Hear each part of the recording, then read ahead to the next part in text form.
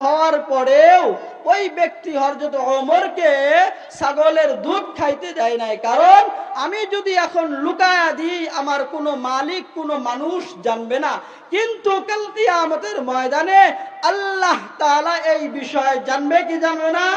জানবে।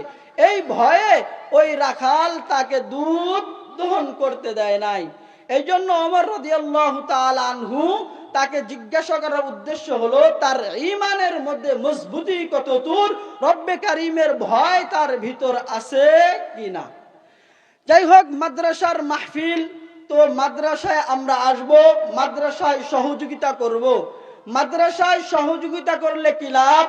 মাদ্রাসায় আপনারা সময় দিবেন, শ্রম দিবেন, বাচ্চা দিয়ে, টাকা দিয়ে, পয়সা দিয়ে এখান থেকে ছেলে ওলামা একরাম হবে, অনেক বাচ্চা কাচ্চা কোরআনুল কারিমের তেলাওয়াত শিখবে। এর যে একটা হাদিয়া, আল্লাহ পাক রব্বুল আলামিন আপনাকে আমাকে, আপনি আমি দুনিয়া থেকে চলে যাব, রব্বে কারীমের পয়গম্বর বলেন সদকায়ে জারিয়া হিসাবে আপনার আমার আমল নামায় রব্বে কারীম পৌঁছাইতেই থাকবে। এই জন্য মাদ্রাসার সাথে সম্পৃক্ত হইতে হবে, ছাত্র দিয়ে সহযোগিতা করতে হবে, টাকা দিয়ে সহযোগিতা করতে হবে। এরকম ভাবে মাদ্রাসার হার লাইনে আপনাদের সহযোগিতা যদি থাকে তো আল্লাহ তাআলা চাহে তো এই মাদ্রাসাকে রব্বে কারীম কবুল করে নিবে।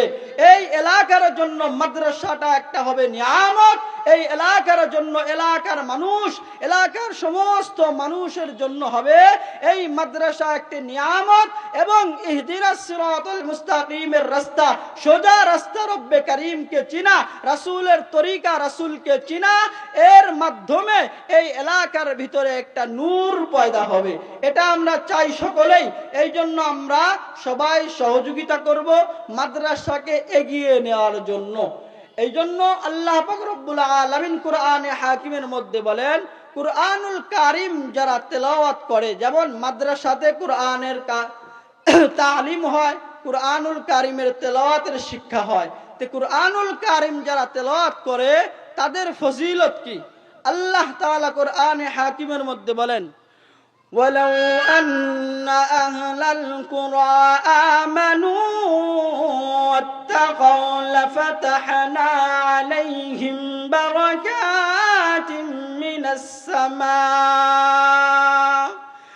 বারাকাতিন মিনাস সামাই ওয়াল আরদ। কালিতলার মুসলমান, এখনো বিভিন্ন জায়গায় দৌড়াদৌড়ি আমরা করি, কোরআনুল কারীমের মাহফিলের ভিতরে আসার চেষ্টা করি। এই মাহফিল কালকে হাজারবার খোঁজাখুঁজি করলেও এই কালিতলার জমিনে এই মাহফিল আর পাওয়া যাবে না। এই জন্য কবি ডাক দিয়া বলেন, মিটা দো আপনা গস্তি কো अगर कुछ मरतबा चाहो कि दाना का क्या मैं मिलकर गोल गुलजार होता है। जमाना बया कहल रहता नहीं, गुज़श्ता जमाना फिर आता नहीं। दुनियार ईमानदार मुसलमान, আজকের মাহফিল, আজকে রাত অতিবাহিত হওয়ার পরে এই মাহফিল আর থাকবে না। এই সময় আজকে অতিবাহিত হয়ে আমার জিন্দগি থেকে চলে যাবে। আপনার আমার হায়াতের জিন্দগি আজকে শেষ হয়ে যাবে। এই দিন 4 ডিসেম্বর আপনার আমার জীবনে আর আসবে না। এই জন্য কবি বলেন, সময়কে কদর করো, সময়কে তোমরা কদর করো, সময় কাজে লাগাও। মাহফিল আজকে একটা আপনার আমার নিয়ামত।